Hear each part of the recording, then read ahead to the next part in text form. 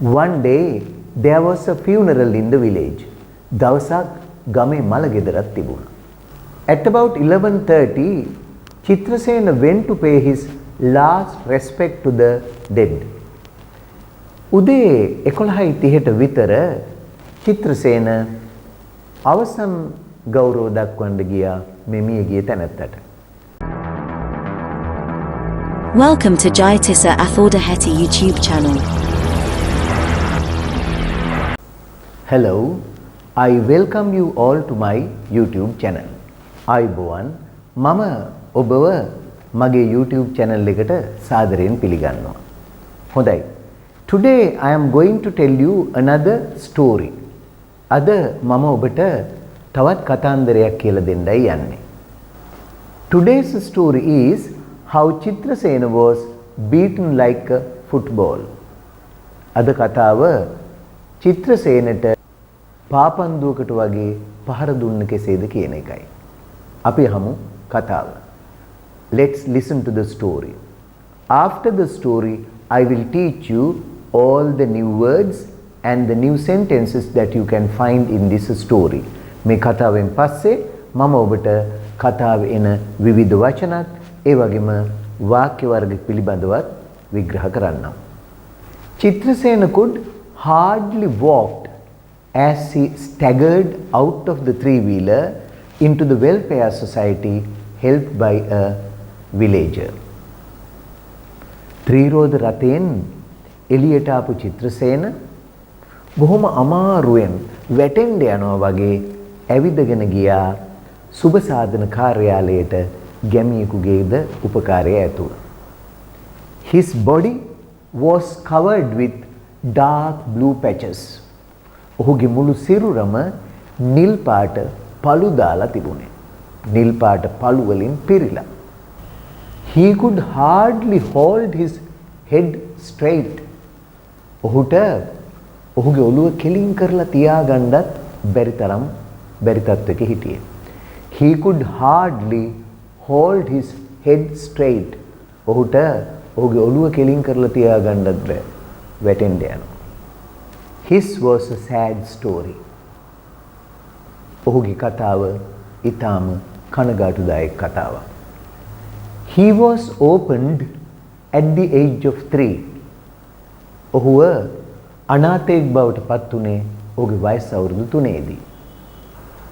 His grandmother who brought him up died when he was 7. ඔහුගේ ආච්චි අම්මා ඔහුව හදාගත්තු ඔහුගේ ආච්චි අම්මා ඔහුගේ වයස අවුරුදු 7ේදී මිය ගියා. Ever since he has never known a family or had a permanent home. එතෙන් සිටම ඔහුට පවුලක් ගැන දැන හිටියේවත් ඔහුට ස්ථිර නිවසක්වත් තිබුණේ නැහැ. He did not know when he was born. He did not know to read or write. ඔහු දැනගෙන හිටියේ නැහැ ඔහු ඉපදුනේ කවදද කියලා. ඔහු කියවන්නවත් ලියන්නවත් දැනගෙන සිටියේ නැහැ. While the other boys of his age went to school, Chitrasena did odd jobs to earn his living. ඔහුගේ වයසේ අනිත් ළමයි පාසල් ගිය අතරේ චිත්‍රසේන ජීවත් වෙන්න එක කුලී වැඩ කළා. However, Chitrasena did not hold grudges. කොහොම වුණත් චිත්‍රසේන ඔය කෝන්තර හිතේ තියාගත්තේ නැහැ. He enjoyed the life the only way he knew. ඔහු දන්න විදිහට ජීවිතේ සතුටු වුණා. Sadly, at an early age, he addicted to illicit liquor, the only thing he could afford with the few rupees he collected at the end of the day. කනගාටුවට වගේ බාල වයසේදීම ඔහු නීති විරෝධී මත්පැන් පානයට පුරුදු වෙනවා. ඒ වගේම ඔහු දවසේ අන්තිමේ එකතු කරගන්න සුළු මුදලින් ඒ වගේ දෙයක් පමණයි ඔහුට මිලදී ගන්න තියෙන්නේ. ඒ නිසා ඔහු ඒකට ඇබ්බැහි වෙනවා. One day there was a funeral in the village. දවසක් ගමේ මල ගෙදරක් තිබුණා. At about 11:30, Chitrasena went to pay his last respect to the dead. උදේ 11:30ට විතර චිත්‍රසේන අවසන් ගෞරව දක්වන්න ගියා මේ මියගිය තැනැත්තට. On the way, he was stopped by 4 police officers. ඔහු එන අතරමඟදී පොලිස් නිලධාරීන් 4 දෙනෙක් විසින් ඔහුව නතර කරනවා. They were not dressed in uniforms. ඔවුන් නිල ඇඳුම් ඇඳලා නෙමෙයි හිටියේ. One of them demanded to know where the illicit liquor was. ඔවුන්ගෙන් එක්කෙනෙක් කොහෙද මේ හොර අරක්කු තියෙන්නේ කියලා දැනගන්න විමසා සිටියා. Chitrasena said he had no liquor with him. Chitrasena කිව්වා ඔහු ළඟ මත්පැන් නැහැ කියලා. Then they dragged him to the volleyball court adjoining the road. ඉන් අනතුරුව පාර අයින තිබිච්ච volleyball court එකකට ඔවුන් ඔහුව ඇදගෙන ගියා. They shouted at him to raise his hands and hold the top of the volleyball post on which the net is tied. ඔවුන් ඔහුට කෑ ගැහුවා අත් දෙක උස්සලා අර net එක ගැට ගහලා තියෙන volleyball කණුව අල්ලගන්න කියලා. They broke sticks from the trees that grew on the fence by the side of the road. ඔවුන් පාර අයිනේ වැටේ හැදිලා තිබිච්ච ගස් වලින් ලී කඩා ගත්තා. Then they started assaulting Chitrasena in a most inhuman manner. ඉන් අනතුරුව ඔවුන් ඉතාමත් අමානුෂික විදිහට චිත්‍රසේනට ගහන්න පටන් ගත්තා. They hit him on his thighs, hands, arms, back and buttocks and even on his head. ඔවුන් ඔහුගේ කලවවලට, අත්වලට, මේ බාහුවලට, කොන්දට, ඒ වගේම තට්ටම් වලට ඒ විතරක් නෙමෙයි ඔළුවටත් ගැහුවා. By this time, several villagers had gathered to watch the incident. මේ වෙනකොට ගැමියෝ කීප දෙනෙකුත් මේ සිද්ධිය බලන්නට එකතු වෙලා හිටියා. Chitrasena was then taken to the police station and put in the cell where there were 3 other persons from the village who had been similarly treated by the police. ඔන්න චිත්‍රසේනව දැන් පොලිසියට එක්කන් ගිහිල්ලා කූඩුවට දානවා. කූඩුව ඇතුලේ ඒ ගමේම තවත් 3 දෙනෙක් ඉන්නවා මේ විදිහටම පහර දීපු පොලිසිය විසින්. Chitrasena says that they were not given even a drop of water to drink. Chitrasena කියනවා ඔවුන්ට එක වතුර බින්දුවක්වත් බොන්න දුන්නේ නැහැ කියලා. Neither were they given medical treatments for the wounds suffered due to the police assault. පොලිසියෙන් පහර දීලා සිදුවෙච්ච තුවාලවලට වෛද්‍ය ප්‍රතිකාරයක්වත් දුන්නේ නැහැ. That's the end of today's story. Now let's see how English words and grammar, how vocabulary and grammar, different sentence structures have been used to write this story.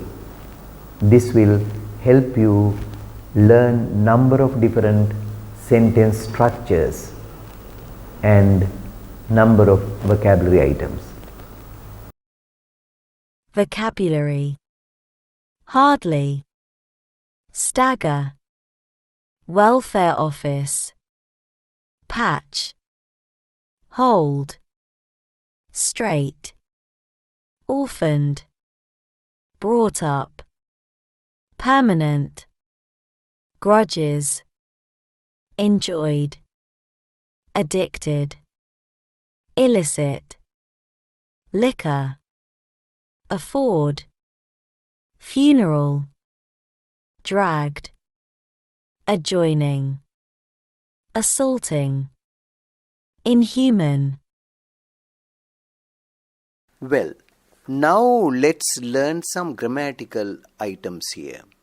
Grammatical explanations of some phrases. Look here.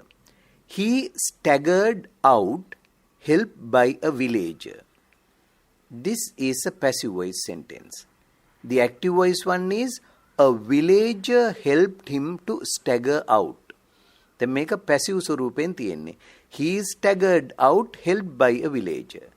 ගැමියෙකුගේ උදව් ඇතිව ඔහු අමාරුවෙන් වැනි එළියට ආවා.